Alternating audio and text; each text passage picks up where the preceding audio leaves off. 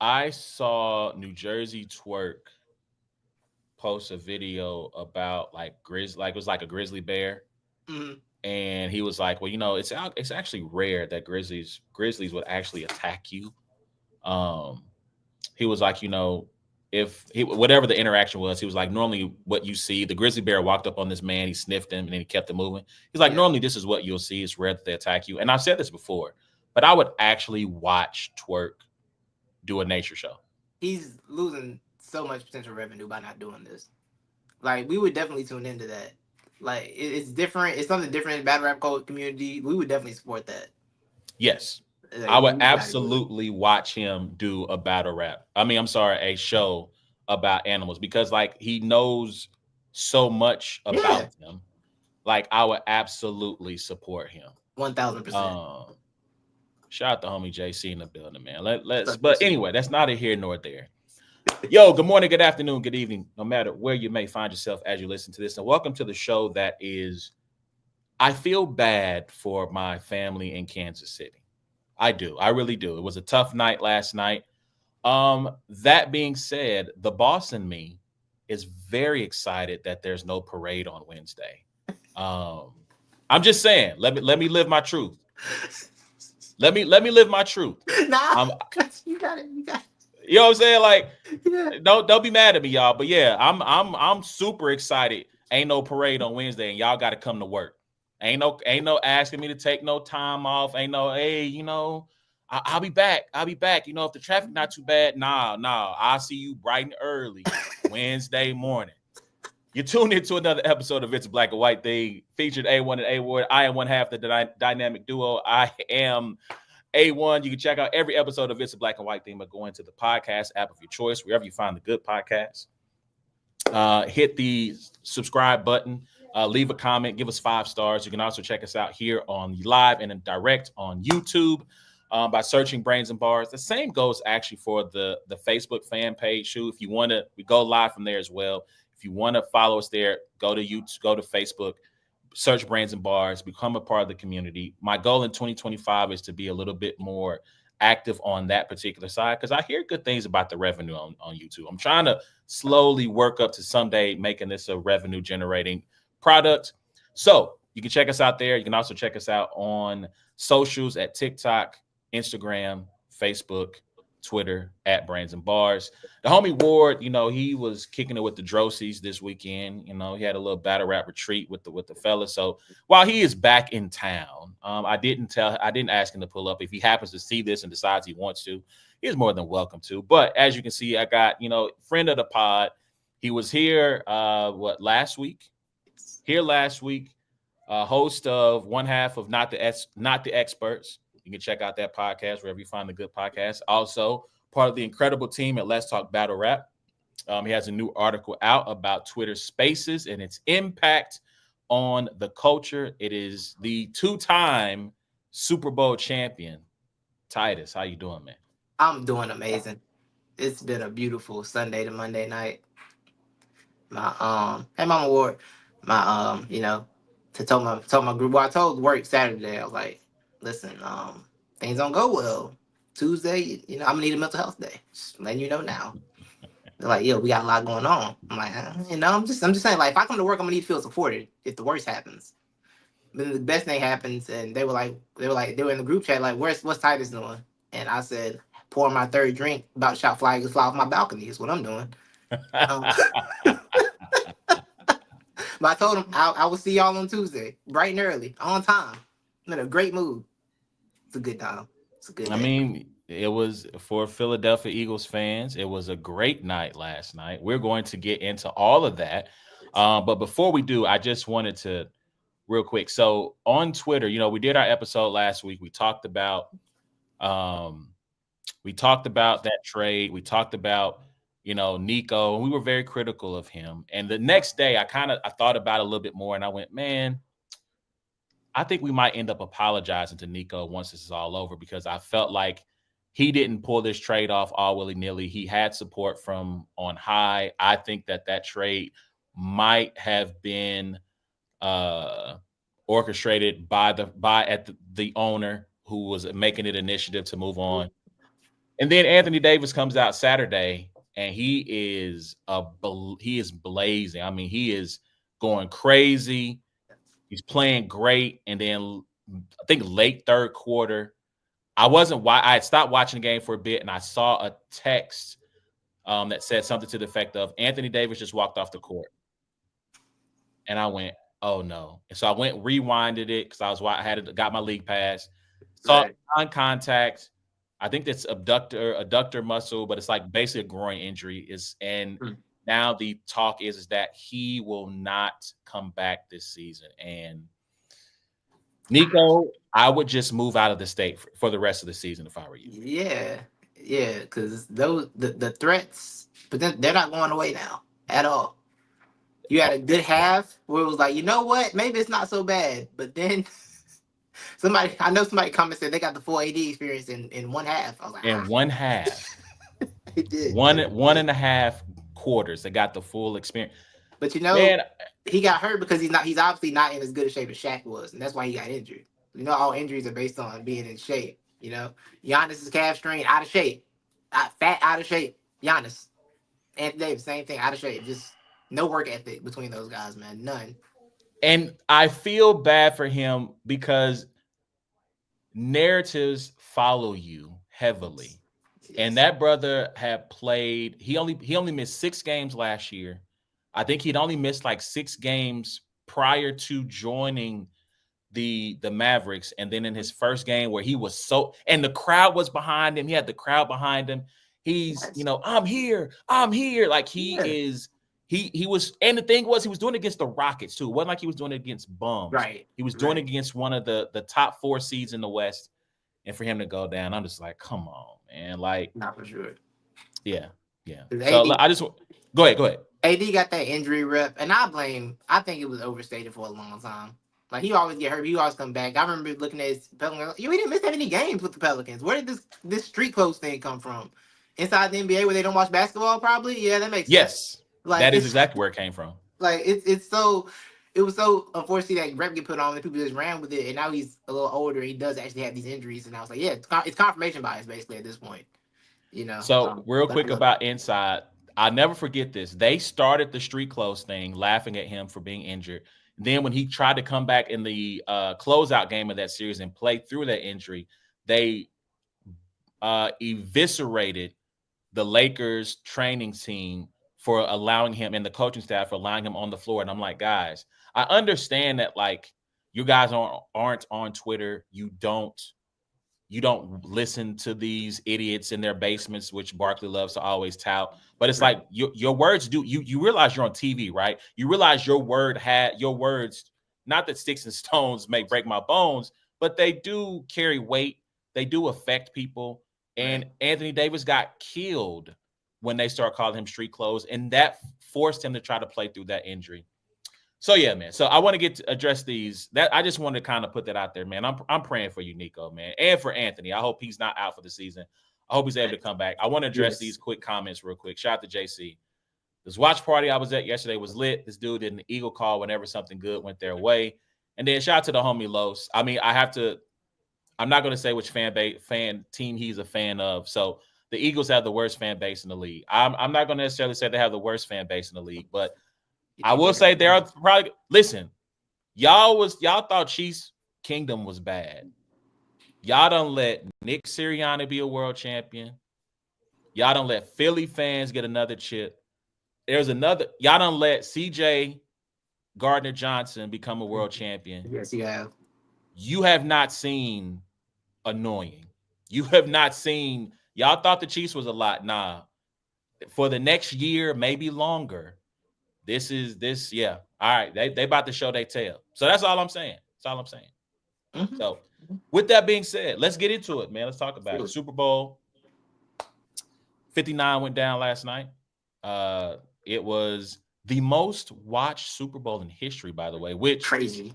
As much as y'all claim y'all hate the Chiefs, a lot of that is people were hate watching the dynasty collapse. I hate all that talk. We'll address that a little bit later.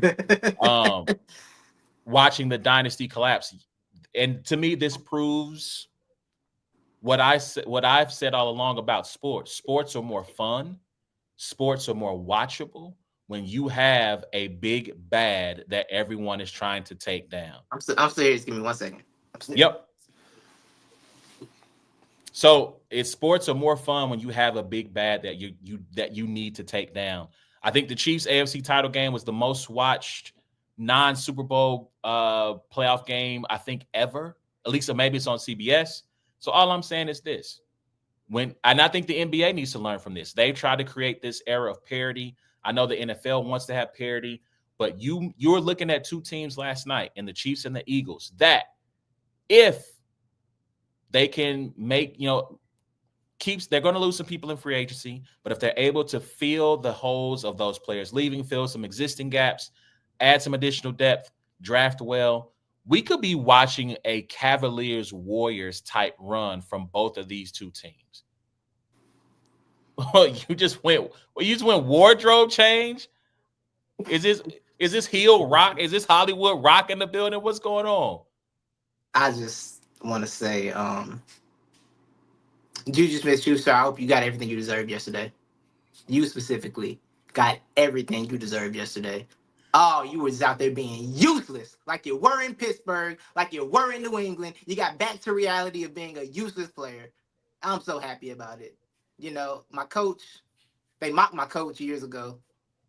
He was talking about flowers and roots, and he was nervous. All right, my flowers and roots and everything.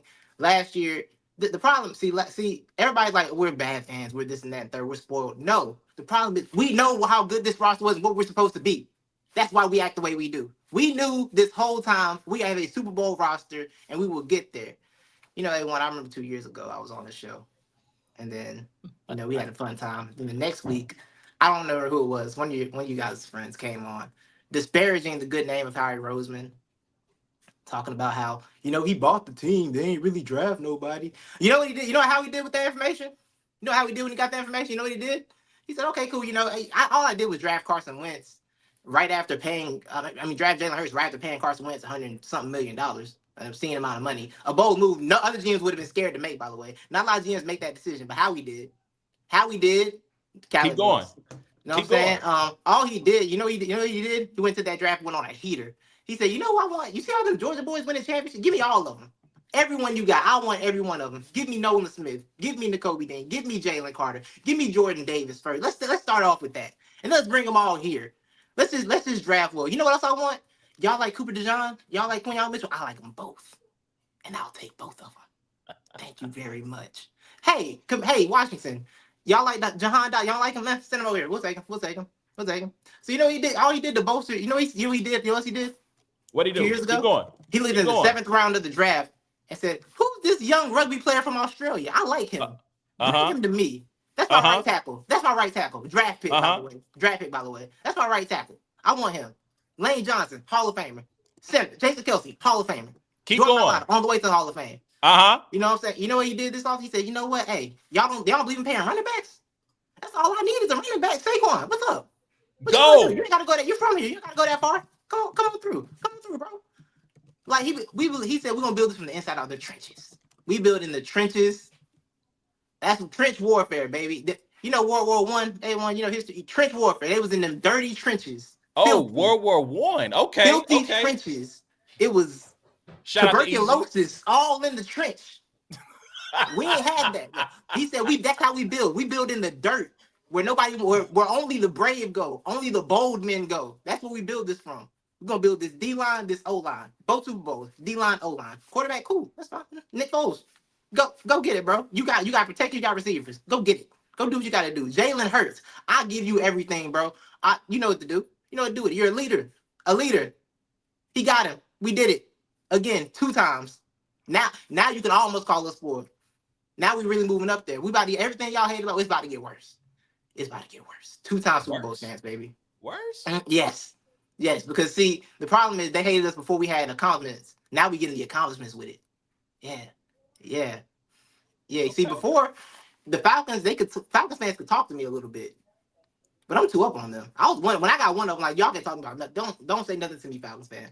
We did what you couldn't do. with a backup quarterback, by the way. Your quarterback won Oh, MVP, you lost. We took Nick Foles, beat the man who beat you last year. We had 28. We spotted y'all spotted him 28 points.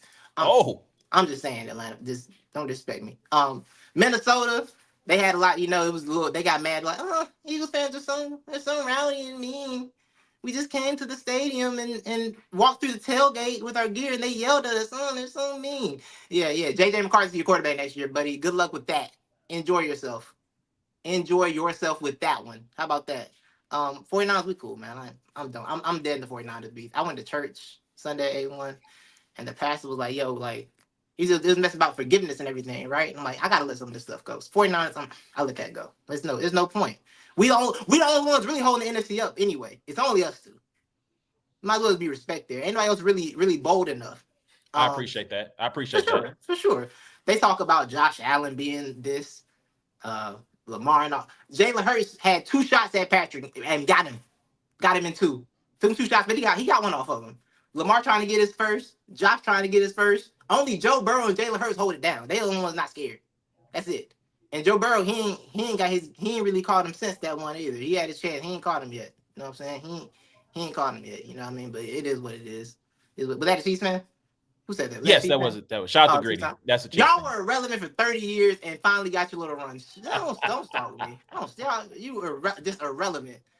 You were praying for Alex Smith wins. I don't want to hear it. All right, I was outside. I seen it. I seen all of it. I was outside. I mean, yeah, I know what y'all were. You know what I'm saying? I was outside when y'all when it was the Dexter McCluster show. Ooh, okay. You going back? You going back a little bit? I was going outside. back? I was outside. I saw the offensive weapon. Y'all wasted Tony Gonzalez his whole career. Yikes. Let's get into that. Yikes. Let's get into that. He had to go to Atlanta to find. Yeah, man had to leave. You know how bad that man had to go to Atlanta for hope. The Falcons. That was his hope. That's how bad y'all treated him. And you stole your whole chant from Atlanta. Let's talk about that, Chiefs. Word? Oh, not even original. Shake your tail feather? I'm saying, yeah. Yeah, okay. That's from the A. All right. I'm out of. All right, I'm gonna get back in the regular period. I'm sorry. All right, I'm get back in. All right. That was fun. Nah, you cooked. You went crazy. Talk your talk, man. Oh, Winners get to talk they talk, man. Oh my goodness. Yeah, that was my cocky run. But I'm back now. I'm back to humble now. I'm back to being grateful.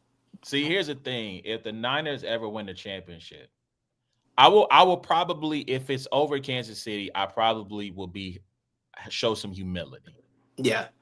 If they beat anybody else, ain't gonna be waiting until Monday before we fire up this laptop. We getting on live during the trophy presentation, and I'm talking my talk. Right. I normally am a gracious winner. But yeah. I might cut a little promo for about 5 to 10 minutes while that trophy ceremony is going on. No, I understand. Y'all deserve. Yeah, like y'all been through a lot. We're not been through a lot in the past decade and some change. Like so, definitely. Yeah. Definitely. So let me ask you: when did you know this game was over? I was confident it was over when Devonta Smith caught that ball. I was like, okay, this might really be a wrap. Wait, when it was 31-0? Yeah, I'm scared of that magician, man. That magician scares me, man. Like it wasn't like a thing where I'm like, oh God, we're gonna blow it type thing. It was just like what if something happened? But then they have to say, okay, it's really over. I was really ready to finally breathe and exhale. It took a long time though, because I thought we could win. I didn't know we would dominate. So half the game was a surreal feeling. Like, we're just gonna beat them like this? Like, it's just not gonna be competitive? Like, it was just a real feeling in that game. Because I'm sitting there like, it's gonna be the fourth quarter and it's not gonna be the Mahomes-Kelsey show with one score? It's no? Okay. All right, that's fine. Early on in the first half, when they stopped them after the pick. Oh, I'm sorry, when they went 14 and got the pick, I was like, is this gonna be the Tampa game? It's not gonna be the Tampa game, is it? That wouldn't happen again, would it? But I saw how little he trusted that line and how much they were getting abused, and I'm like, oh, it's that again. But I wasn't fully ready to just accept the fact that it was gonna be that easy until it was 31. That's when I was like, okay. So I think hold on, let me go back. You on it early. You on it very early. Yeah, I don't know if it was the pick six when I DM'd you. It was right Or, before, I think. I think it was right before because I wrote you back, wow, and then you you, you oh sent me yeah, a and I text. put in Yeah. and I put in caps. I told them all week. Yeah. Like I hate so it's rare during this Mahomes era where I have been the proverbial canary in the coal mine, Mm-hmm. where I have been saying to them, "Hey guys, I don't think this is going to go how you think it's going to go."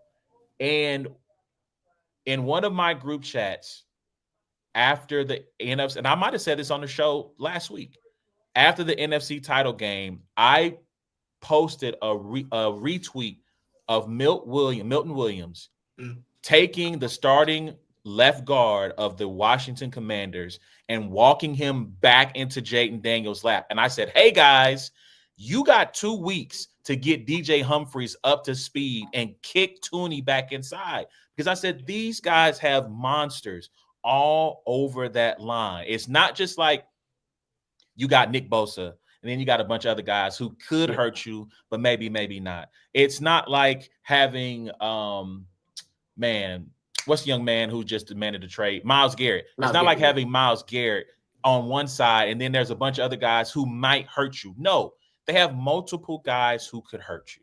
Right. And especially from the interior. The strength of your line is the interior.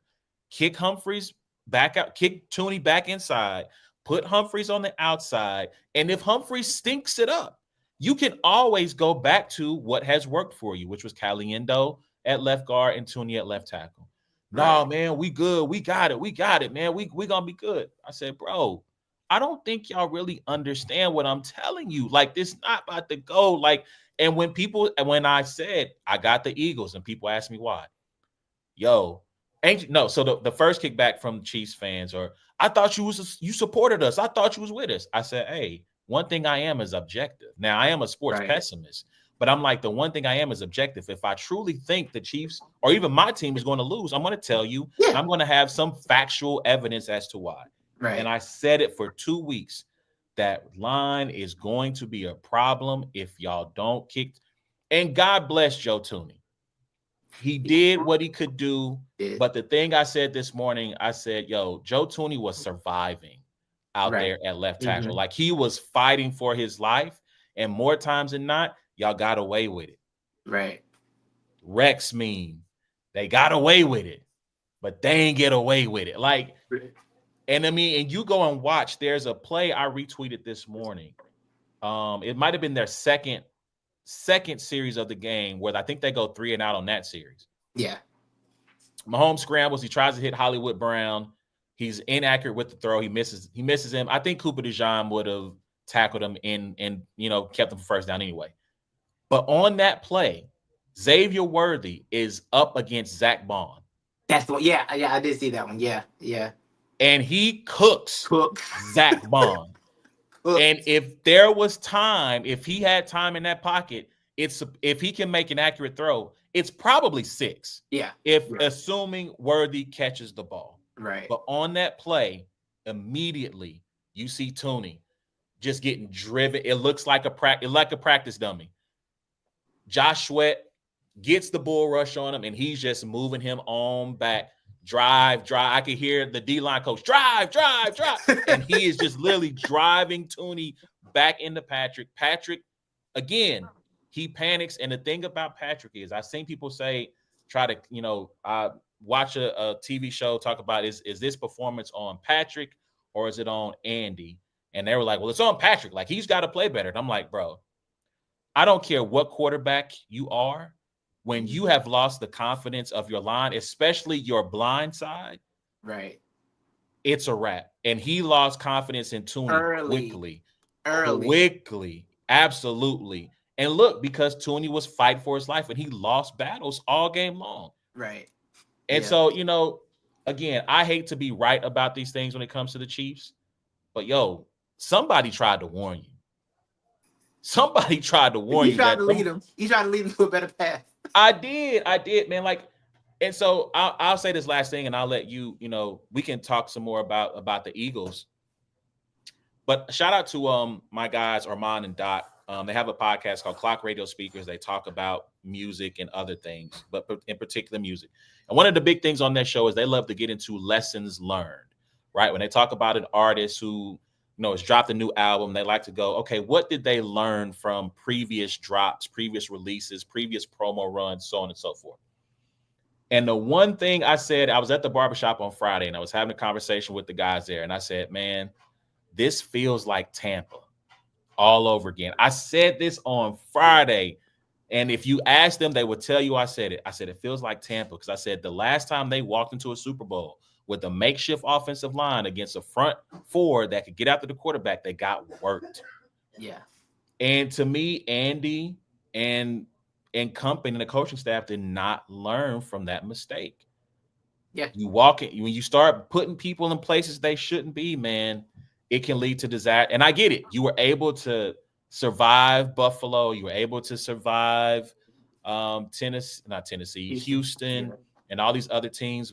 When you face a quality front, and this is the best front they faced since the 2020 Super Bowl against 2019, 2020 season against San Francisco. Right. And you face a front that can get after the QB like that, man. You got to have your best people at their best spots, and they just didn't work for them. It's one of those things where, and I heard somebody on TV say this today. I watched all the sports shows today. Of course, it's been a good day. They were like, the difference between this and the Tampa Super Bowl is that was at least injuries. You had time to fix. You had time to be prepared for this one. Injuries, you had to do what you had to do, but you had time to prepare for this. Like, you could have come up with something. And that's one thing. Like, God knows I love Andy Reid, but when Andy can be stubborn. Andy can be very stubborn about things. Like, it's been something. Now he's gotten to Kansas City. He's overcome a lot and able to win championships. So, but he still got some of those habits where he's just gonna run whatever got him there. He's not gonna change it, and for better or worse. And that's why I think these games get lopsided on him in the playoffs at times, because it's just like, I'm just gonna go with what we got. And if it doesn't work, it doesn't work. But that's why when games out of hand, it's a lot of Andy just doing what Andy wants to do. That's kind of how it goes there. But yeah, the game. I was shocked. I was shocked at first. I'm like, oh, okay, I guess that Joe Tooney thing is not, that really wasn't it, because it was just everybody. When I saw Brandon Graham come in his first action in months bullying him, I said, oh, help him. Help that man, please. Why Brandon Graham tore his bicep? This is his first action in months. Why is he ain't bullied nobody in a long time? I love Brandon, but come on, man. Man, it was a wrap. But I know a lot has been made of the Chiefs' game plan. They only ran the ball once on their first 4 drives. The other thing I said today in the aftermath is success can be blinding. Mm-hmm. One thing I'm really about, which is why I kind of hate the discourse about, resumes and who won what championship, is that the result often is not as important as the process. Right. Right. Yes. You can win, but how are you winning? Right. And for me, I think that when you talk about that stubbornness of Andy, when you look at, hey, we just went through the AFC again, right? We beat an ascending quarterback in CJ Stroud. We beat the boogeyman, the MVP, in Josh Allen. We beat the team that people thought we couldn't beat again, right? They were, granted, I think the Chiefs were slight favorites in the game, but a lot of people had Buffalo winning, myself included, right? And I think that when you have that level of success and when you have 15, so what, you ran the ball one time in the first four series.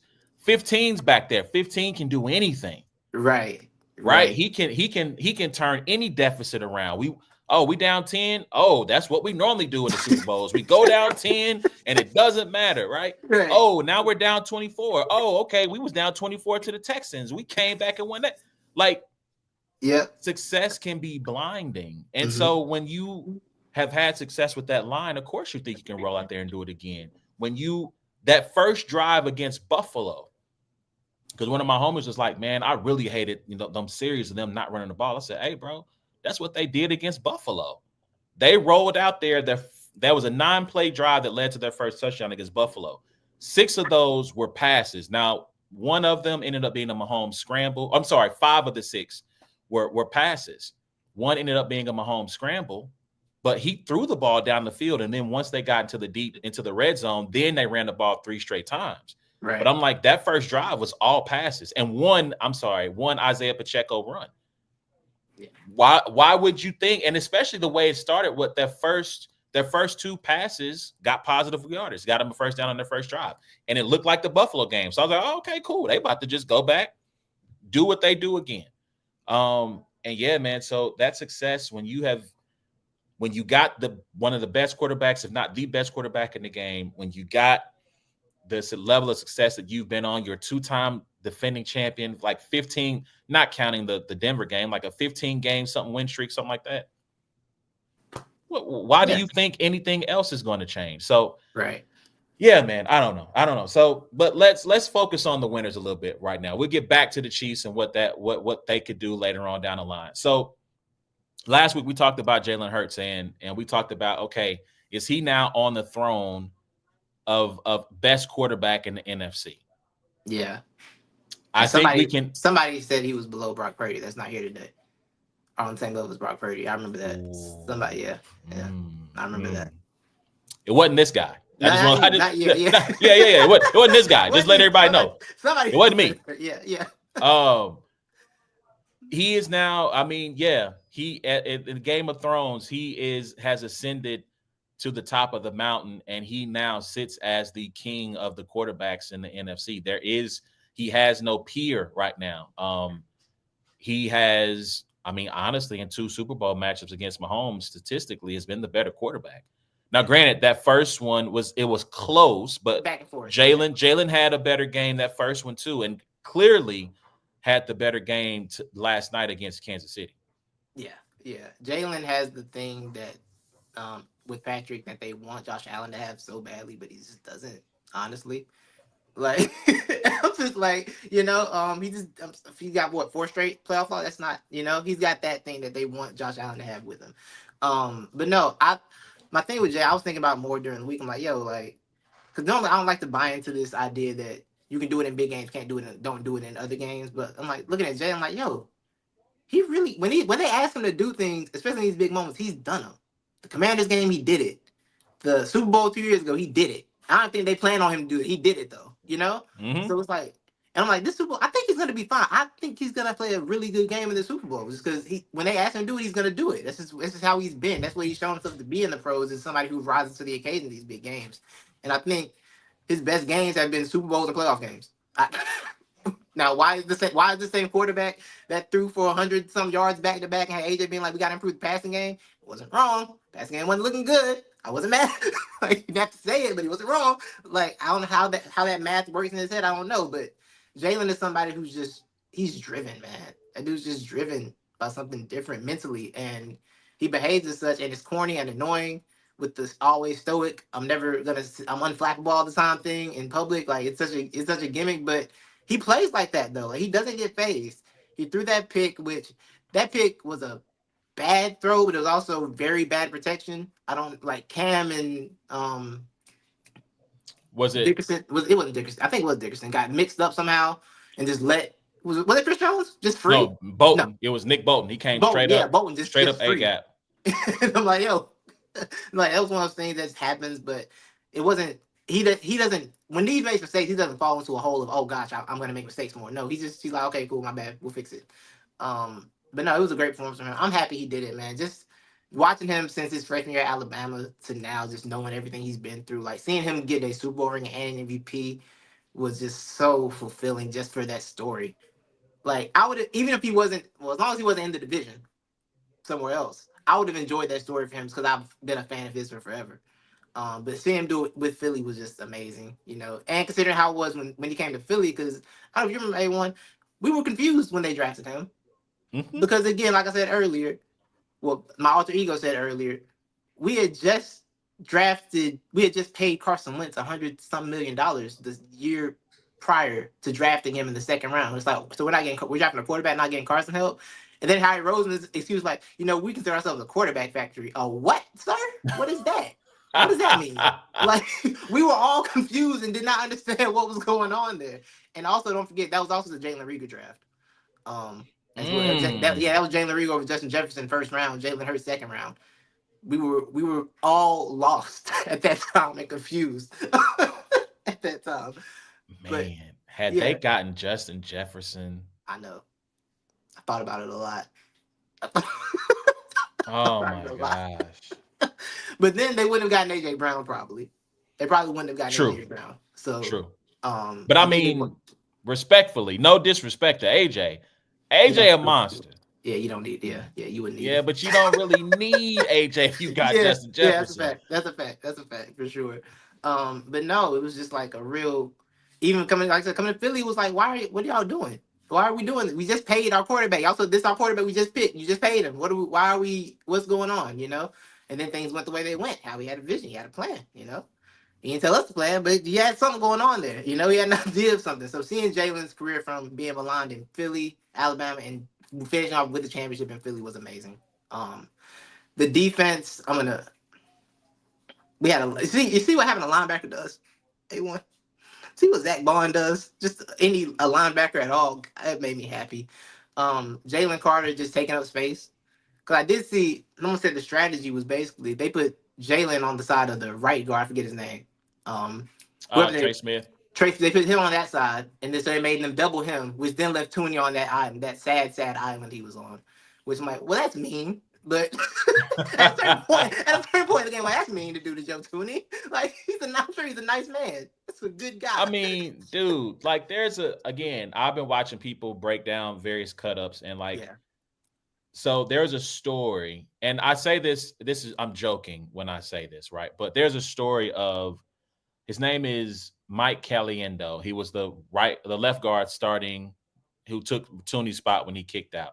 And the story goes, well, Caliendo took time. He was applying to med school, and his agent said, well, hold off on applying to med school. Let's see what happens with the NFL. And then he got the call. The Chiefs, I think, is undrafted free agent, right? And he was practice team last year. He gets a call up this year. It's a great inspirational story, all that great stuff.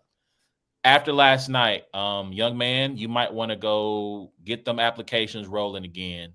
see if they'll accept you back, because levels were shown last night. There was a play where it was a running play, one of the few runs in the game, and I think it was Milton Williams just discarded him. Probably, yeah. It might have been is it Moro Ojomo? Yeah. It might have been him. It was one of the two. Discarded him like he wasn't there. I mean, off the snap, excuse me, right. I got someplace I got to be. Moves him out of the way and makes the tackle for like no gain, maybe a 1 yard loss. And so man, that on that second pick, Nolan Smith pushed somebody into Patrick and threw him off when he was throwing that ball on the Zach Bond pick. Just threw him. It was Tooney. It was Tooney too. Oh yeah, it was Tooney.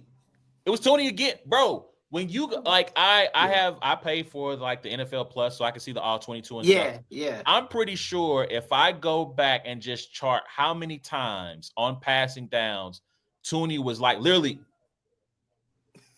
like, and so I don't know if you ever seen like the technique, right? The technique for offensive linemen when they're getting bull rushed like that is to kind of like hop, like do like this hop to try. I never forget Jalen Carter, his rookie season. Like they showed like it was during training camp, and it was like the backup for Kelsey at the time. And like Carter's like moving this man. And granted, the man is doing the technique, but like every time he would jump up again, Carter moved him like another 3 yards. Right. And it was like, young man. Coach, blow the whistle. This rep is done. Please. This rep is over. Yeah. Right? Yeah. But I mean, if you go look at how many times Tooney was doing that to try to keep, but except he wasn't able to anchor himself. So, I mean, he would try to do that hop to try to slow down their momentum, and they just were moving through him. And I mean, they get on that play, man. Like, again, and watching that game, it felt like, and how we had spoken to it during some of the media, man. He's like, the Chiefs have been in my head. They're always in my head. Like, the goal, we have to beat them. And like, this felt like a team literally assembled to beat the Chiefs. It's like, well, to a better way. You remember last year in the NBA, right? Tim Connolly built the Timberwolves to beat his monster, the Nuggets, right? They were specifically built to beat them. Now the problem was they were only built to beat them. That's it. They were, they were only built They to beat the weren't they Nuggets. weren't That built was to it. take everybody else. No, just the Nuggets specifically. That's it. That's it. But the Eagles team is so talented, and they were able to take advantage of guys who were kind of guys that had to prove something. You know, Sweat, Milton Williams, Zach Bond, like guys on like 1 year little prove it deals about their contract about to expire now. Take advantage of that and build something in the line that's like they can't. He's like we're talented enough to get through the NFC, and that team can't do anything about it. When we see them, they can't do anything about it. Because I know Saquon, some of the guys on the team. Saquon said last night, like we watching film, and Brandon Graham said something similar to it. He was like, we watched film through the week, and Saquon's like, I just felt like, yo, they can't do anything with us. I'm like, what did they see? Like? They really saw this whole time. They were like, yo, they can't do nothing with us. They felt very confident that the Chiefs could not do anything with them, and they played like it. They played like a team that knew the game plan, knew what to do. Because Fangio, for all the talk about Fangio, it wasn't an elaborate scheme, which everybody's right about. It was very, we're gonna run our plays, we're gonna send 4 people, and they're gonna get you, and that's gonna be the end of it. But everybody played in sync. No one played outside themselves, and they made plays like even that Cooper interception. That's a play Patrick makes all the time. Cooper just knew he was gonna do it. You know, he built a smart defense, and that's another thing that when we talked about last week, and I said I don't want to say this defense is better than the 22 defense, but I think they're smarter. They play with more like those guys are more. They got a championship pedigree. All those Georgia guys, all those Georgia guys are smart defenders. We all know that. Like they're a smarter defense, but in the way they play, they might just be better. Honestly, I think they. I mean, that that team obviously generated more sacks, right? The yes, team from yeah, 22 generated more sacks, but I right, think this was the better team just because, in particular, the back half is a lot better than what right, you have now, right? I think right. I said this last week. I'm going to mention it again. Cooper should have been a first round draft pick. San Should have been Francisco, you should have drafted him. for sure. Jalen Carter should not have been an Eagle. He should have went top 5 at worst. Atlanta should have taken him. Yeah, Nolan Smith, I get he got injured, so that's part of the reason why he fell. He was like top of the end of the first or top of the second round, right? second, I Because I think. think Yeah, Howie yeah. traded up to get him. I believe you're right. I believe you're right. Yeah, yeah. So Nolan Smith was there for the taking. Like the guys that some of those guys that he got didn't have to end up in Philly. Right, They right. didn't. Other teams could have gotten those players. And I mean, I gave credit to Brett Veach when they beat the Eagles in 20. No, was it last year? Maybe it was no, it was 22. It was 22. Mm-hmm. I gave them credit when they beat the Eagles in 22 because they've gotten Trent McDuffie, George Karlaftis, Nick Bolton, Yes, right? All these guys, and now you have to give credit to Howie for going and getting right. these gentlemen on defense, for getting Mekhi Becton and moving him to guard. Yes, yes. I'm You happy for know, him too. Like that was a guy who I think was always supposed to be good, and he had injury problems. They moved him aside, and he had a great. I'm happy for him. Like even if 'cause I think he's on a 1 year deal too. So even if he goes somewhere else for big money, I'm happy for him, man. I'm glad you got to rebuild your reputation in the league. absolutely, I'm happy about that absolutely. for And sure. I mean, obviously, going and getting Saquon, like Yes, yes, everybody. And I mentioned last week, right? I mentioned last week, I made this point about the running back and how having a great running back, how it can transform your offense. Now, obviously, Saquon didn't have the great game that he has had previously. But again, I wish I should clip this and post this and at this person. But with the person that I had that back and forth with about Isaiah Pacheco, and I get Isaiah was coming off an injury, so on and so forth. But again, when Patrick is at the top of his game, when he's locked in, anybody can be your running back. mm-hmm. But if you have a Saquon, a Derrick Henry, a CMC, a Josh Jacobs, if you have one of those really good running backs, there's no way Andy won't be as foolish to abandon the running game when he's got one of them guys back there because he Right, understands what they can mean and what they could add to an offense.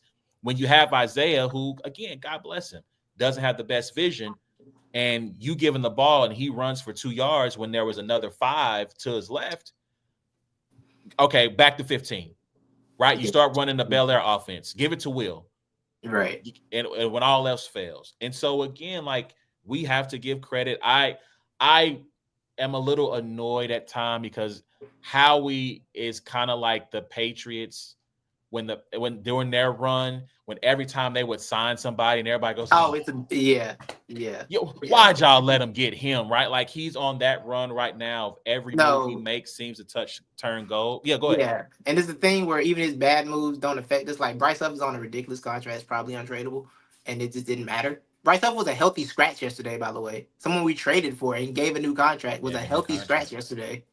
Um, even I had another name. Remember they traded like a fifth pick for Kevin Byard last year? Like, oh my god, yeah, how we did it again? Like, no, he didn't. How we didn't do anything? It's Kevin. No, he didn't. That's not gonna be that important, I don't think. But yeah, he's in that era where every move he makes, everybody believes it's the smartest move ever, which is always funny. But yeah, that's one thing I give Howie is that we've seen him make mistakes, but we've seen him rectify those mistakes very quickly, which is not easy to do because if you missed on a draft badly, it's hard to recover from that. Like it's really hard to recover from a badly missed draft. But Shout out to he Kyle Shanahan. has I remember, I remember you said that you put me on to that. I saw you said that earlier season about the 49ers, like they missed on too many drafts. I'm like, they have, haven't they? That's actually the problem there. That comes back to you That's eventually. No matter how much success you have, eventually that comes back to you. It's gonna come back on you. the You know? bill comes due at some point. Yes, yes. So it was Howie. Might be. I see everybody being like, this is the most talented team. This is probably one of the most talented teams the Eagles have ever had. And like, it's funny how none of us said this a week ago, but like we're all kind of looking back, like, oh, this team did go 15-1 to end the year, basically.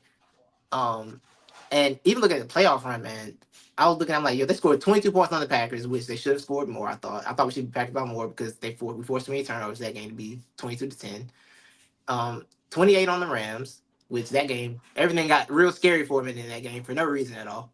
Um, 55 on the Commanders, and then 40 in the Super Bowl. I'm like, why is it getting, the margin just kept getting better as the closer they got to it.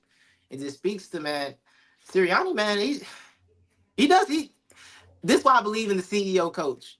You ain't got to be X's and O's. You ain't got to be hands off. You establish that culture and that mentality, and the mentality is you're gonna study, you're gonna know your plays. Brandon Graham said they were tired of film study by the time Super Bowl came up. But you're gonna know what you're supposed to do. You're gonna run your assignments. You're gonna play hard at all times, and we're gonna be for each other. And that just establishing a culture is so important, and everybody being in lockstep with that. And I think that's what this team had, and that's why they got it done. Um, I'm not really ready. I know everybody's like, oh, they can probably go back next year. We ain't gotta do it because we got this offseason. Look, Josh Sweat's a free agent. Milt Williams is a free agent. Zach Bond's a free agent. They're gonna get more money than we can probably offer right now. Like at least it's gonna be hard. Somebody's gonna take a hometown discount to come back because they Yeah, earned I themselves some mean, money last night. They earned themselves some yeah. real bread. So I mean, I see that I'm looking at this right now. They're projected to have around $13 million in cap space this Yeah, offseason. yeah. Now I will say this. I think another thing you have to give Howie credit for is he locks at least the guys who are eligible, like Devontae. Mm-hmm. He got Devontae, he got him locked up. So on a team friendly deal, right? Like Very, it's still yeah, really very good much money, so. but it's Yeah, not like top receiver money, right? right. Gets those guys locked down early. But I mean, I'm looking at this free agent list, man. I think Brandon Graham is retiring, right? Like I think he said this was it for Yeah, him, right? yeah. I think you will ultimately. So he's gone. These are just starters. Right. Josh Sweat, Zach Bond, Mekhi Becton, Milton Williams. I mean, granted, Oren Burks was a replacement, but he was also a starter. Serviceable. Yeah, yeah. I'm looking at any other. I mean, Avonte Maddox. I know he was kind of a depth piece. Shout out to him for losing his spot, but then making a play in the Super Bowl. For Shout out sure. to him staying locked in. For sure. Isaiah Rodgers, right? He was a Yeah. depth piece. Kenneth Gainwell. So I mean, they've got some pieces that they could potentially lose. And I mean, when you win a Super Bowl, right? There's a Super Bowl bump. Like Yeah, that's what happens. you become a little bit of a made man, and then people want to pay you large sums of money. I mean, shout Right. out to Javon Hargrave, right? Woo. I mean, look, he That's what happens. might Yeah. be back on the market. I mean, I don't know if Yeah. the Niners are going to bring him back. So Mm. he might be out on the market again next year. So, I mean, Yeah, there's some it's what happens. Yeah, and but the good thing is 9 of the 11 offensive people should be back at least. Like I said, Makai's out and one more. I can't remember who. It might be Dotson. Dotson might be a free agent, or is he? Because I know he was on a rookie deal, but he might. I don't know how that's working with him right now. Because he's on his rookie deal, but I'm not sure how that's going with him. He's But gotta be. That's gotta be the last year of his deal. yeah, that's what I'm thinking. But that's about it, I believe. Saquon's locked up. Jalen, the whole offensive line set for Makai. Lane's coming back next year, which also we should be drafting his replacement this season for sure. That should be a priority. That way they can get a year in the system. AJ, like I said, AJ, everybody key on offense pretty much locked up. All the key people are locked up. So that's a good sign. But the defense is going to look a little different next year. But Jalen Carter will still be there, which that always helps. That matters. That matters. Yeah. That's one of the most important parts. Now with your OC getting That again. the well, this is what Yeah. happens when you're successful, right? Right. Or when you're Um, unsuccessful. Like last yeah, year. yeah, that happens too. Yeah. But have you heard like through the grapevine, through any of content creators, anything about what potentially they could be doing on the OC side? I haven't yet. I haven't looked into it, but yeah, no Kellen. Everybody thinks Kellen's taking that Saints job. I'm surprised that we didn't get announced today. I guess they're giving him a day. I don't know. I mean, I'm pretty sure you Even want to let them yeah, celebrate a totally, little bit, yeah. and then you So can start building. I'm pretty sure Kellen is probably already kind of put through either his agent or representatives have already probably start putting out feelers for staff too as well of yeah, trying to build a staff. yeah. But yeah, I think Kellen Moore's. I mean, I think he's obviously going to get the job.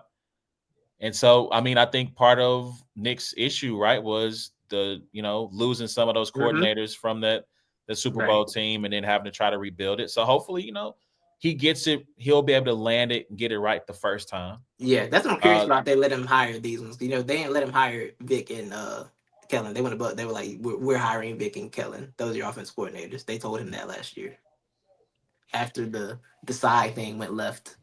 They told him who his coordinators were going to be last season.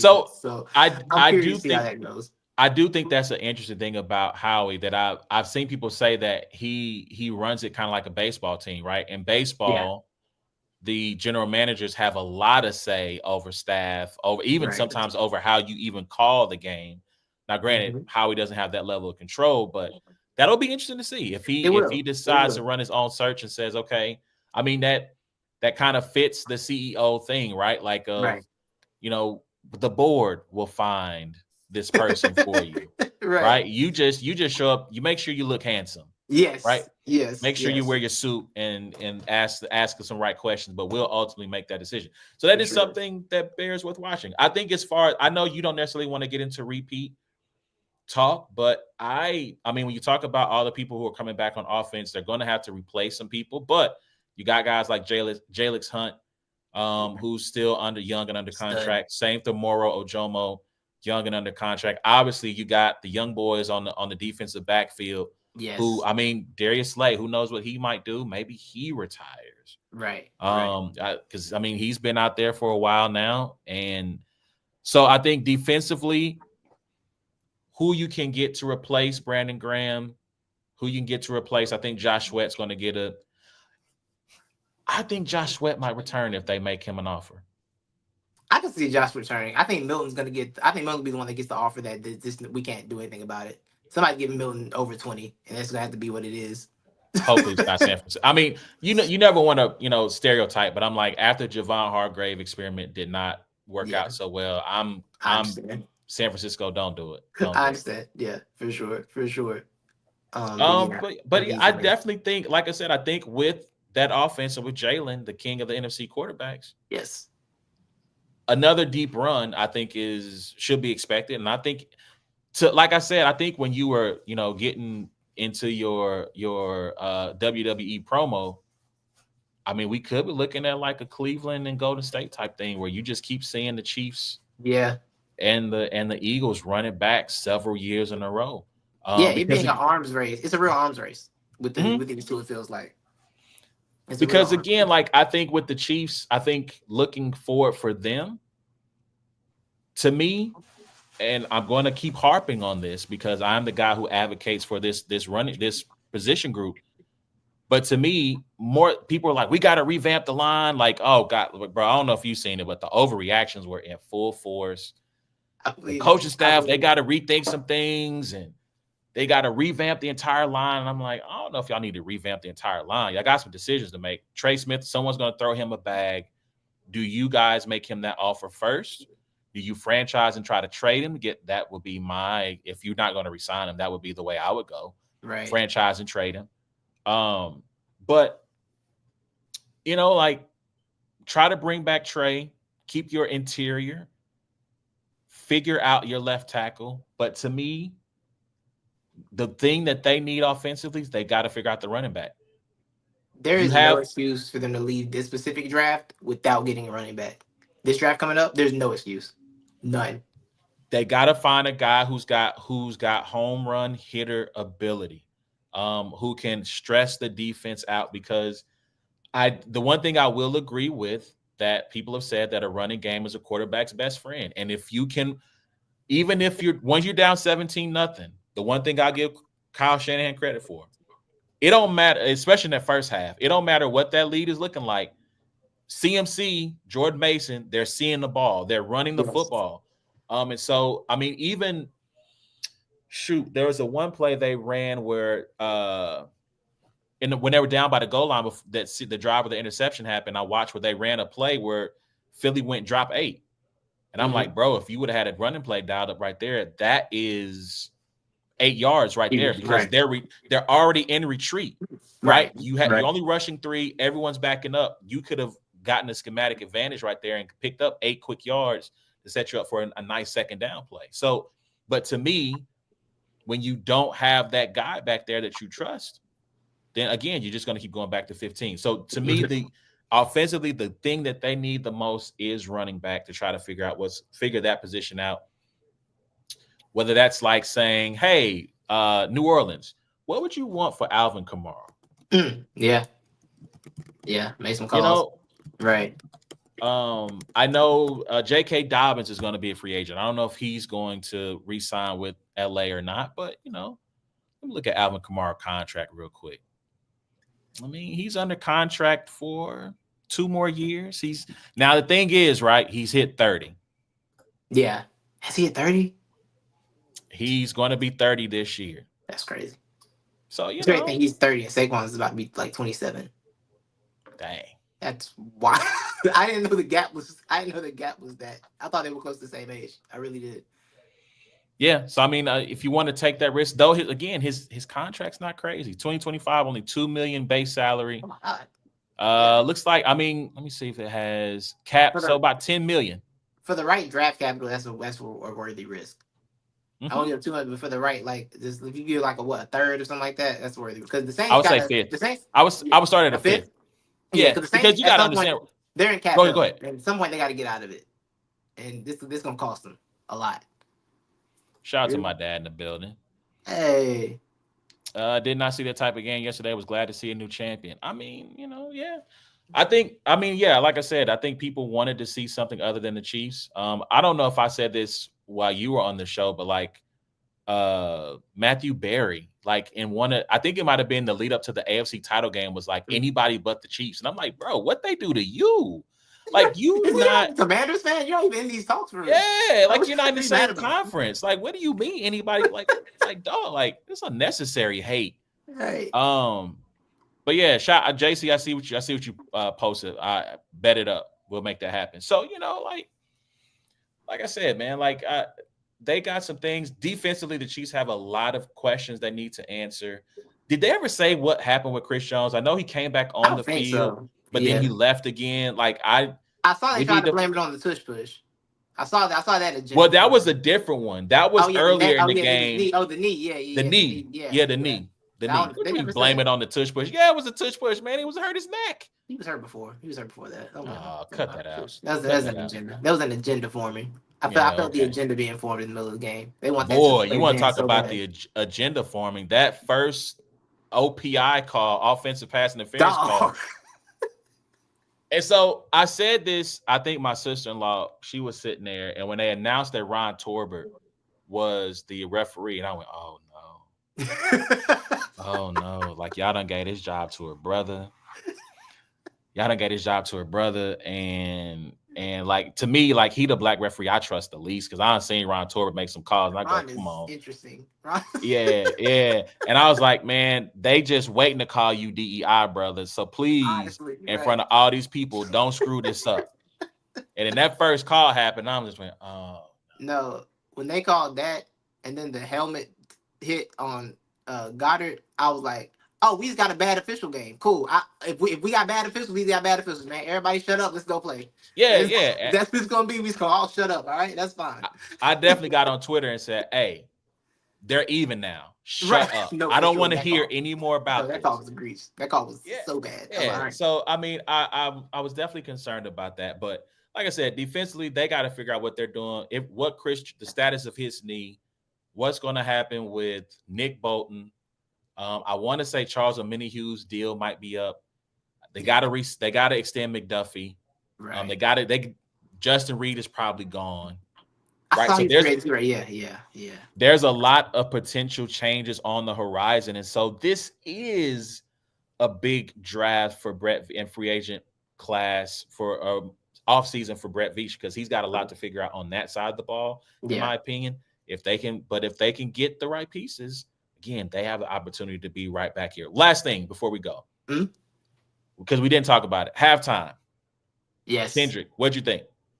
I enjoyed it. I listened to who was it? Bomani's podcast earlier. He was saying that he feels like the Super Bowl performance should feel big, and they didn't feel big. I'm like, you know what? That's a fair thing. I'm such a Kendrick fan that I'm just gonna enjoy anything he does. But I do understand that wasn't a Super Bowl spectacle. That was very much just Kendrick doing some Kendrick stuff, which is fine. I thought it was super creative. The Uncle Sam thing and things Kendrick was saying, like, yo, they let him do this. I was sitting there shocked, like they NFL let you do all that. They just said, oh, all right, cool, because they do get to see. So just in case people don't know, the NFL does get to see. They get to see what you're doing, and if they decide they want to pull the plug on something, they have the ability to potentially tell you don't do that. So they do get to see that. Yeah, because when he did the first set, Samuel Jackson, it's too ghetto. I was like, oh, we're really doing this today. Okay, all right. But no, I thought it was a great performance, especially, as someone who is for years and years told people that if it ever popped off, Kendrick was gonna hurt that man. If it ever popped, it was a nice victory lap added. And I was happy that the score was what it was so I could enjoy the halftime show. Because if the game was 17-7, 7-10, anything like that, I would have been too worried about the football game to have enjoyed it. But no, I thought it was a good show. I think it was a nice preview of what the concert can look like potentially. I think the tour is going to be kind of crazy. Yeah. So I have not. I got to decide if it's either Beyonce or Kendrick. I think right now for me, the way funds are looking, so I got to make a choice. And neither one of them are coming to Kansas City, so. Oh, you got to travel somewhere? Yeah. For sure. Yeah. So, I thought it was cool too. Like, I didn't think it was great, right? I don't think it goes in the pantheon of great Super Bowl halftime performances. And the thing that I said was that if you have been to a Kendrick concert, it reminds you a lot of a Kendrick concert. Kendrick, in the sense that Kendrick can give you bangers, right? He can go hit for hit if he wants to, but then he'll start playing daddy issues. Right. You know what I mean? Like, yeah. Like, I mean, watch the party die, right? Watch the party. Right. You know what I'm saying? And now Count Me Out's on. You just played Humble 2 songs ago.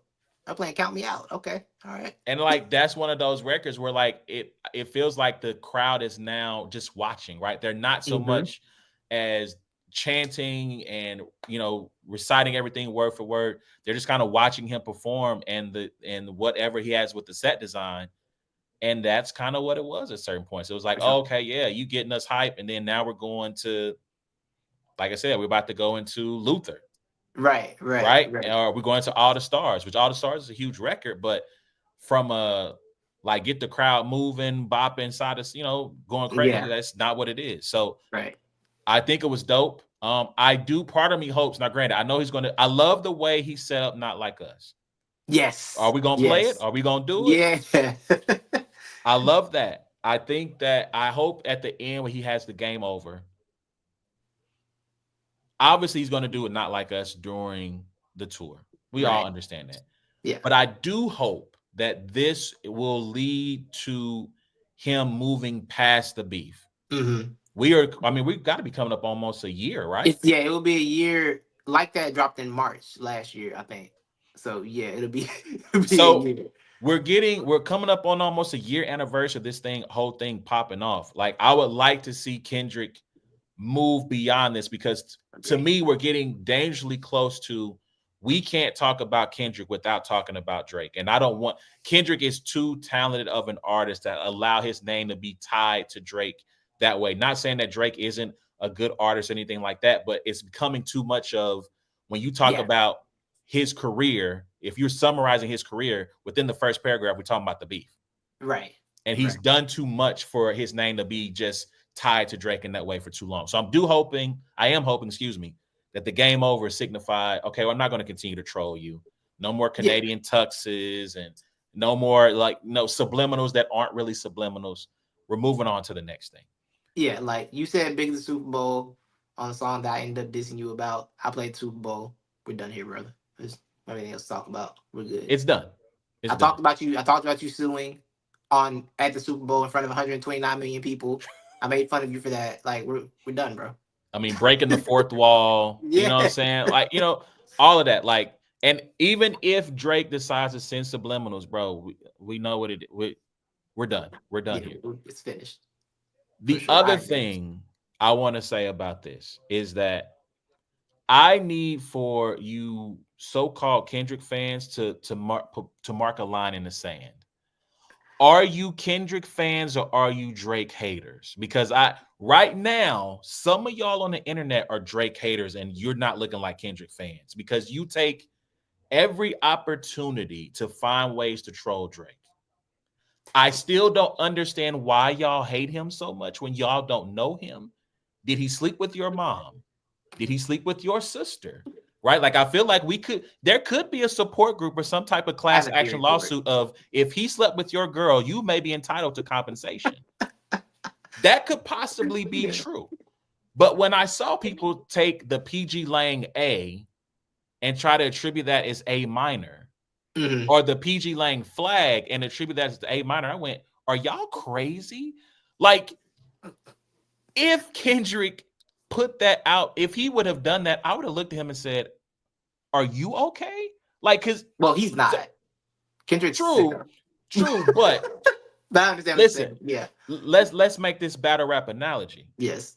When a certain rapper whose name starts with A Hmm. came out into the limelight alleging that battle rappers were messing with underage women, Hmm. what was the response of the culture?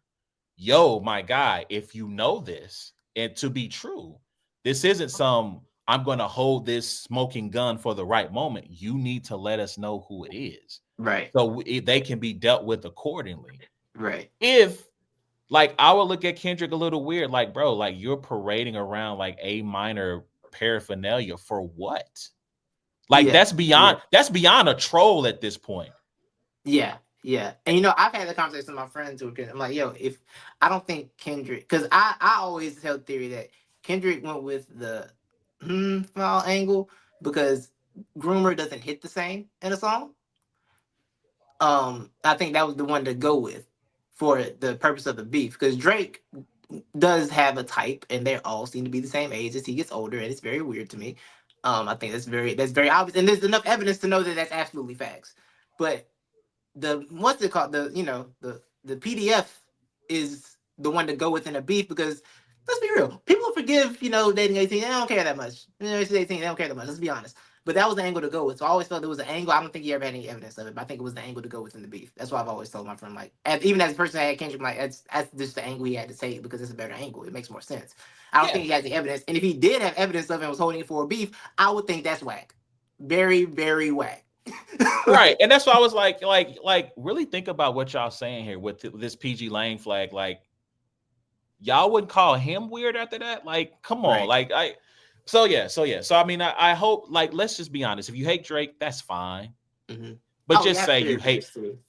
Say it again. I have a theory for this too All right, what's your About the theory? Drake haters. I believe that most of the Kendrick fans, at least ones I know that are super Kendrick fans, we were also Drake fans. I was a big Drake fan at one point, Mm, but as I got older, his content stayed the same and or got worse, and I was like, it's kind of whack to be 38 and still talking about how you need to be saved and need love. You are a whole grown man. Like that has to stop, brother.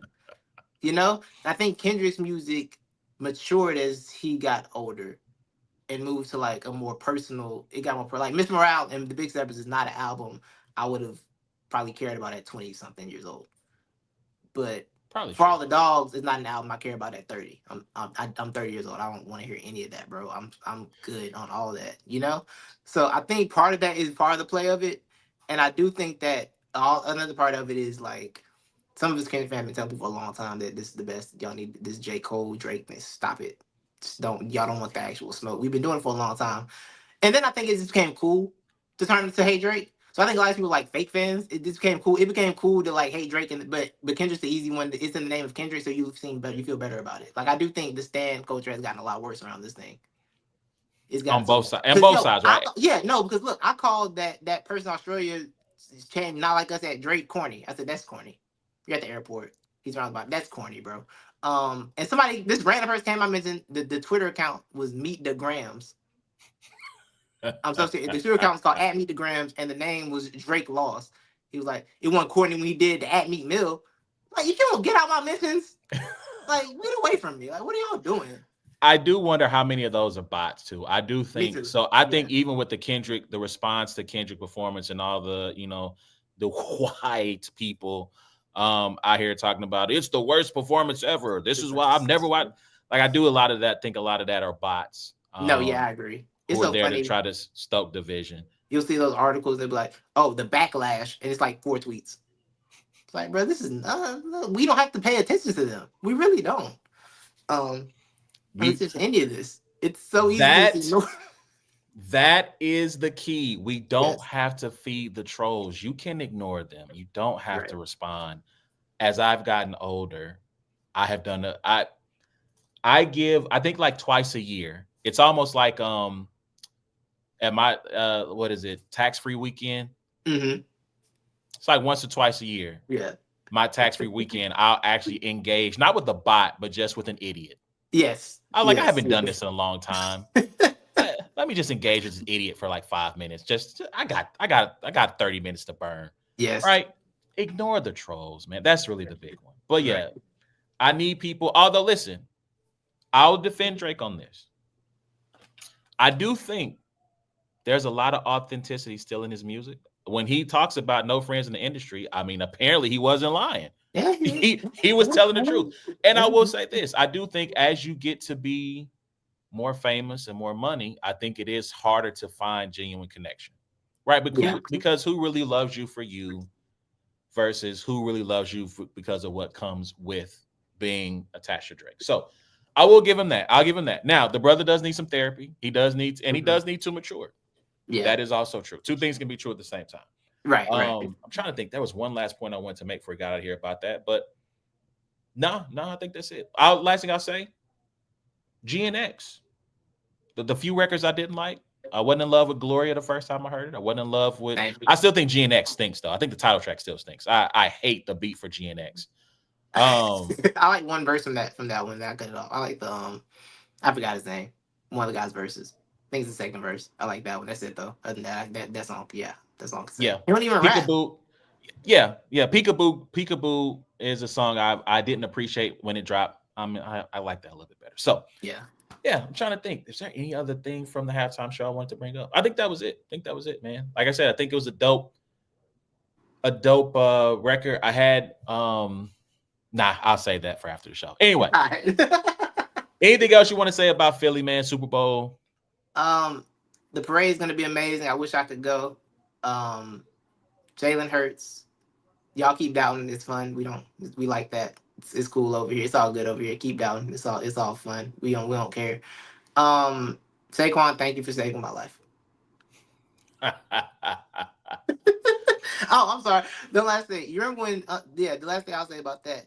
3 weeks ago, I remember y'all being on the internet being like, "Yo, I think Jaden Daniels could probably do better with the Eagles." I remember that. I remember y'all did that 3 weeks ago. We did say. I mean, listen, Jalen was not great against the Rams. I get the elements. He was. Get the elements. Yeah. He was not great against the Rams, but No. I think at least for me, I can't because you know how fickle people. I've already seen. We ran out of time, so I won't get into this. But Yeah, this is the end of the Chiefs dynasty. The dynasty's over. that's special. We got to end the GOAT talk ended for Mahomes today, and I'm like, oh my gosh, we could do a whole nother podcast on that. Listen. So this I will say closing out, because let me put y'all up on some free game when we come to talking about this GOAT talk and so on and so forth. Patrick Mahomes, look at the GOAT race right now for him, kind of like you would a long distance marathon. When you're watching the Olympics and you're watching long distance racing and you see them and they go, he or she is ahead of the world record pace or right in line with the world record pace. That when you want to talk about legacy and GOAT talk and where Patrick Mahomes is in the pursuit of that for at this moment, you need to talk about it like that. There is no moment right now where we can say, well, he is or is no longer in contention for GOAT status. I didn't write down the numbers, but if you want to research it for yourself, you can. At this point, Patrick Mahomes is slightly ahead of the world record pace set by Tom Brady. At this point in his career, they have, including the playoffs and regular season, they have about the same amount of wins, same amount of losses. Mahomes is ahead of him just in counting stats, right? He's ahead of him in yardage. He's ahead of him in touchdowns. They're almost even there. They're about even in interceptions. For those of you who like to ring chase and in that way, Patrick has been in more Super Bowls at this point than Brady has. By the time Brady got to his 5th Super Bowl, he was in his 12th season.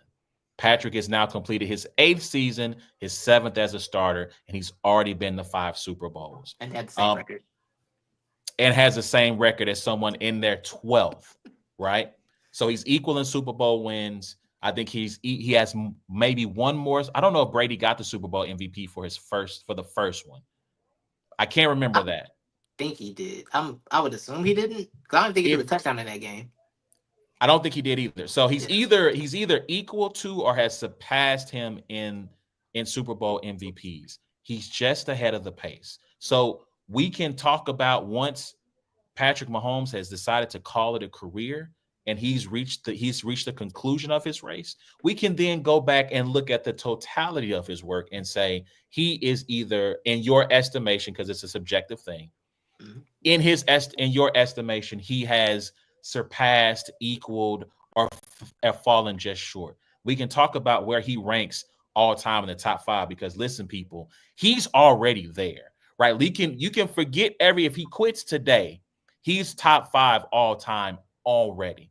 So we can talk about where he is once he decides to hang it up. But when you talk about the GOAT and Mahomes and Brady and yada, yada, yada, that is how you should have that discussion. Where is he keeping pace with Brady?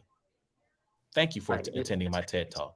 They're saying he's out of the GOAT conversation when he passed somebody who we thought was like in that talk, and Aaron Rodgers, and he passed him in like 3 years. And he just went right past him. But he's out of the talks. Okay. Hawked him down.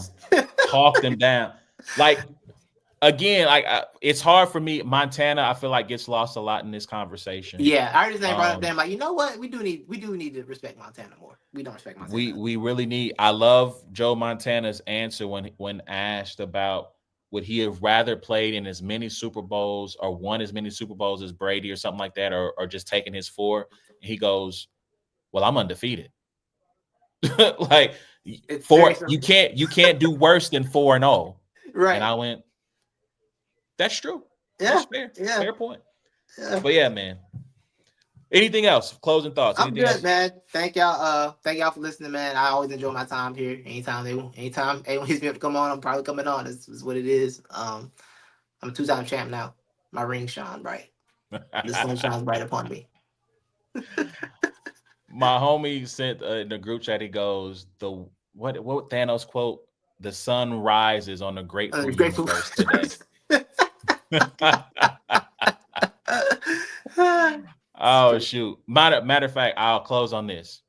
I didn't mean to, but, I lead praise and worship at my church, and I had a Thanos quote. as I was praying. Yeah, yeah. I didn't mean to. It just kind of happened. I was just like, we stray from God, and after we failed, where does our failure lead us? Back to Him. That's a good one though. That's how you do it. That's a good one. I didn't mean to do it, and after I said it, I thought to myself, "Dang, I just quoted Thanos there." Okay, anyway. But thank you for tuning in to this episode of It's a Black and White Thing. Please remember, you can get every episode of the podcast by going to the podcast app of your choice, wherever you find the good ones. Give us 5 stars, leave a comment, share that. You can also check us out on YouTube by searching at Brains and Bars. Hit the notification bell, subscribe, hit the like button, share the broadcast, tell a friend and tell a friend it's those boys again. You can check us out on social media, Facebook, TikTok, Twitter, Instagram, searching at Brains and Bars. Once again, shout out to the homie Titus from Not the Experts, Let's Talk Battle Rap, 2-time Super Bowl champion, for joining us tonight. Until next time, man, it's been a Black and White Thing, man. Y'all have a good night, man.